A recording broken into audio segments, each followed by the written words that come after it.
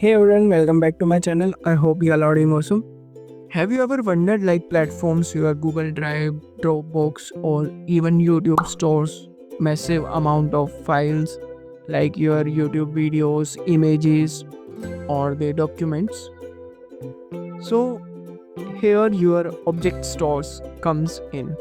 So in this particular video, we'll talk about like what is object store or object I can say the blob store and why we need that and how it actually works.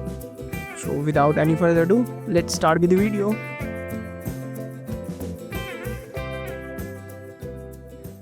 Cool. So what is object or blob storage? Cool. This is a type of database that stores file in a binary large objects. Yeah. So as we have heard, like whenever we have to store something in a inside the application, so we just go with the database. So again, object on the blob storage is also a database, but for storing the large object files. So when we say the large object files, what does that mean? Okay. So here, what kind of data are we talking about? So for the large files, we are just referring to your movie like MP4, JPEG, and your text, or it could be your large binary JSONs or MPG, or could be your large binary JSON. All of these are binary objects and storing them inside the database can cause serious issues. Yeah, because whenever you will go to terminal and just check all these files, you will just only get the bytes from these files. But like if we store these files into our traditional databases, then it will really cause the serious issues. So when we talk about the normal databases, so here I am referring to your traditional RDBMS or OLTP. Okay. So what kind of data are we talking about we have done? So yeah,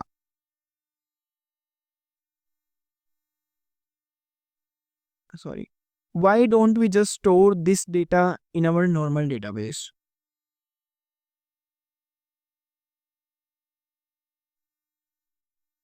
So just suppose we have this data, I believe all of you have already seen like the stores data inside row and column. So as you can see here, we have a column called profile image where we are storing JPEG and assume image is of 4 MB size. Okay. So now let me give you an example like your PostgreSQL RDBMS stores like it will packs all the rows into 8 KB blocks. So when you have 4 MB size of the image but it stores only the like 8 KB, then for this image it will span 500 blocks of the 8 KBs. Can you see that?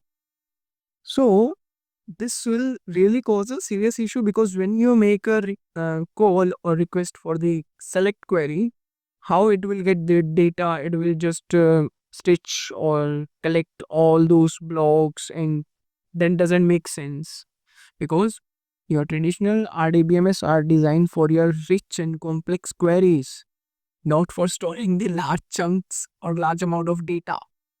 Okay.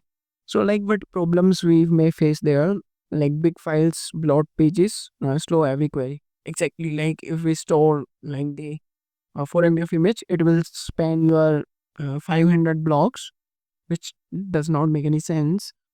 And replicas and backups also end up copying these huge files, which creates lag in download. Exactly like when you create the replica or the backups, all of the time they are just copying the file from one source to the destination or the same, but that does not make sense and will obviously face the lag and the downtime for our application.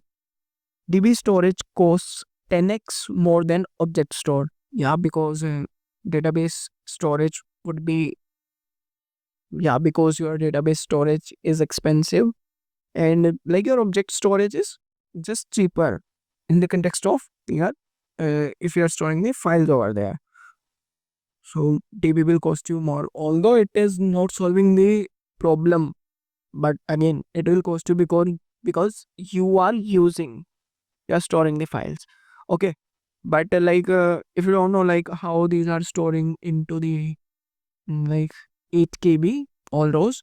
And if you wanna know more about indexing, how indexing works, so I already have one video on this. You can just go and check it out on my channel. You can just search for like database indexing explained. Here I have covered like your B tree and your cluster index, non-cluster, your geospatial index, and how all those works. I would say just go and watch this video.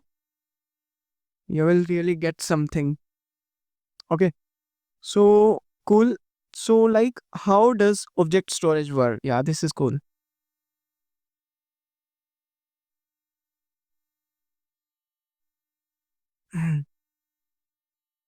So just think, yeah, or you can say this is just the high level architecture, and you can just think this as your object storage, like where we are storing data inside multiple servers.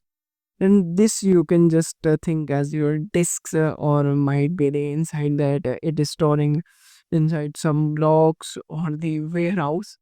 Okay, just stick to that. Okay. So now suppose you are making a request from an application like the client. I want this particular file, and the client could be like, you have created, whether you are using the S3 or the Azure, you just created the client and you said client dot get object, and you are passing the name of the file which you want to retrieve. So, sorry, I'm getting notification from. Okay. Huh. So, like, I need this file one. So, what it will go, your request or call will go to the metadata service. What is metadata service? Metadata service is a part of your object storage. It's internally work like based on the index. It will look up like where the file is located on which server. Then it will like directly stream back to the client that particular file for which you made the request.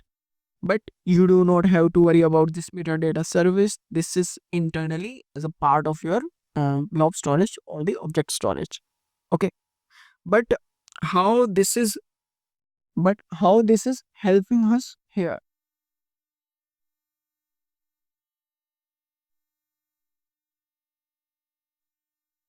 But how this is helping us here? So like there are some key benefits I would like to highlight here. Like the very first is flat namespace. So basically like inside a system, so if you store any file, what you do, you create folders inside that nested folders, and at that particular location you store the file. It creates your like the tree, directory tree, or the hierarchy, like where your file is stored inside the child nodes or the directory or the folders. But inside your object storage, that is all just. Now you will say like, no, yeah, I have also seen inside the object storage it creates the like tree. Like I have seen the path like slash my root, my file name, slash the folder name, and blah blah blah blah. But I would say that's all just the UI sugar in order to makes it easier to understand for us as a human.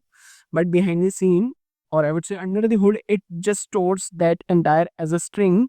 And when it will call, yeah, like your metadata service will call to like looking for like where it is located based on the string. It just basically quick look up the file where it is stored. So there is no such you are like the tree directory or the hierarchy or child nodes. Next is immutable rights, no lex or races. Yeah. So this refers to as just a second. Immutable rights refers to the like suppose inside databases you are updating a specific record. Okay, there you can update, but inside your object storage you cannot update specific byte of the file. You cannot update specific like data inside a file. Either you can just override the entire file or you can create the versions of that. So here we do not have any knocks or race conditions for that. Okay. So when we talk about redundancy, like 11 nines of durability, which means like your file will be stores or like replicated across multiple servers, So like 11 nines means you will get 99.9999999% of durability, that your file won't be lost, you will get your file. Okay. So the next we have like this or like this was the right how your object storage works. And the next we have, yeah, so next we have what should you know as a developer. So there are some key aspects or the takeaways that we must know as a developer. So like your large files stored in object storage metadata in traditional databases. So like the large files stored in object storage metadata in traditional database, which means suppose when we store a file, the metadata of that file could be the suppose, let me give an example. Suppose we are making a post on a social media, that could be like on the Twitter or the Instagram. So when you make a post, the post ID, the creator ID, and like could be the caption or the text, whatever you have, and link to object store. Link to object store means where the file is located on the object store. What is the link to download that file? Okay, that must be stored inside your this database, but the actual file that must be stored inside your object store. Large files stored in object storage, metadata in traditional databases. So like, what does that mean? Where we had this, in this scenario, your images must be stored inside object storage, but the path, or I would say the link, must be stored here as a string or a text. Sorry, थोड़ा गला खराब है, खांसी भी हो गया आज, पता नहीं यार. So as you have seen, this must be stored inside your object storage, but the metadata must be inside your traditional DB. Yeah. So okay. So here I have written something as well. Like let me read what I wrote there. Photos, videos for a social media or messaging app. Yeah, like when we talk about post or the videos we are uploading, that must be like inside your object storage, but the metadata must be inside your uh, database. Now, if you think about like how this works, so this all runs in a like your transaction, okay, or the outbox pattern, I would say. So if you wanna know more about that, just drop a comment. I'll try to cover that as well in a separate video. Okay, so like user upload documents for file sharing or collaboration tool Dropbox, and static web assets like the images or the CSS or the JS files, and that must be stored inside your object storage, and it must be served or delivered by the CDN. Okay, if you don't know about the CDN and all those, so don't we just get confused here. Just think like the static web assets we need like for the website, that all must be stored inside your object storage, and it must be served to the website in via CDN or all this. Okay. Now log and event archives, feeding analytics or security pipelines. So like the logs we are generating for the particular events or the analytics for any feeds we are generating, and all those must be stored inside your object storage. Backup snapshots and database dumps for disaster recovery. This is self-explanatory. I don't think so. I have to keep an eye on this. Machine learning training datasets. Yeah. If you are working with the machine learning or you are just training model, for that you have to keep the dataset. You can keep those datasets on the object storage. That could be your image, audio, Parquet files. Parquet files पे मैंने एक बार काम किया था. Azure azure में किया था. किस पे किया था मुझे याद नहीं आ रहा. एज्योर डेटा फैक्ट्री थी, क्या था, कुछ तो था, उसमें मैंने पार्केट फाइल्स पे काम किया था. Okay. So the next we have second takeaway, I would say you can upload directly to your object store via pre-signed URLs. This is interesting. Okay. So suppose like in a traditional architecture,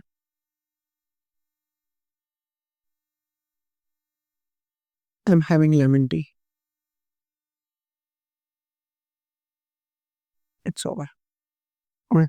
So in traditional architecture, like we have a client, we have server, and we just upload a file. We just select our file. We do upload, and your server sees that file and do some pre-processing, and it will upload that file to particular object store. Okay. But this is just overhead or wasting the bandwidth. We can directly upload or download the file via pre-signed URL. Now, how it works? Your client will say to the server like, I want to upload this file or download this file. Your server will check okay whether this is a valid user or not. It will just send a request to the object store, get the pre-signed URL for this to the particular client, and your object store will send that directly to the client, and now you can using that.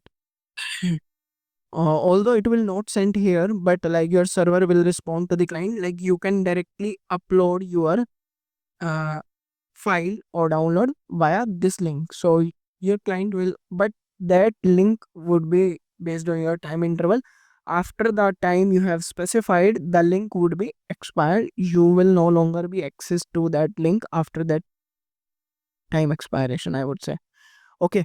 So your object store will give the pre-signed URL to your server, not to the client, and your server will respond back to the client like this is the pre-signed URL. You have to directly upload this to the you have directly upload via this pre-signed URL, and it will directly store to the object store.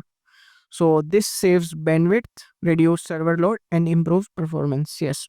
So I think we should go with the your pre-signed URLs. Now you are thinking like, what if we have files in like gigabytes, might be 10 gigabytes or 1 gigabyte? Then how will store that? Okay, so see, a third takeaway. Large files are uploaded in chunks and object storage will stitch the file back together. Just a sec. हाँ, नहीं ये मेरी notification नहीं है, इस पे मैं तो नहीं कर रहा था काम, ठीक है मेरा नहीं है. So large files are uploaded in chunks and object storage will stitch the files back together. Which means when you want to upload the massive amount of files, so what it will do, like the multi-part upload functionality, it will like divide your files into the chunks. Like I believe for S3 there is a 5 MB limit, and for Azure there is a 4 MB limit you can upload, and after that it will divide it into multiple chunks and it will be uploaded in a chunks, and your object store will stitch those chunks together. Okay, so same way it will get pre-signed, and from here like you will get the pre-signed URL to the client. It will like upload massive files chunk by chunk to the server or the object to the object store, and here it will stitch all the chunks together. Cool. So that was about this. So that was all about of this. Now we have example object blob stores. Most common we are used in the market currently, Amazon S3, Google Cloud Storage, and the Azure Blob Storage. I have worked on Azure Blob Storage, but yeah, these are the most common we are like have right now in the market, and there are many more, but mostly we have this.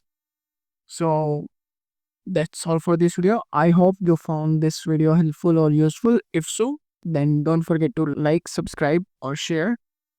I'll see you in the next video. Till then, keep learning, keep growing. Bye bye.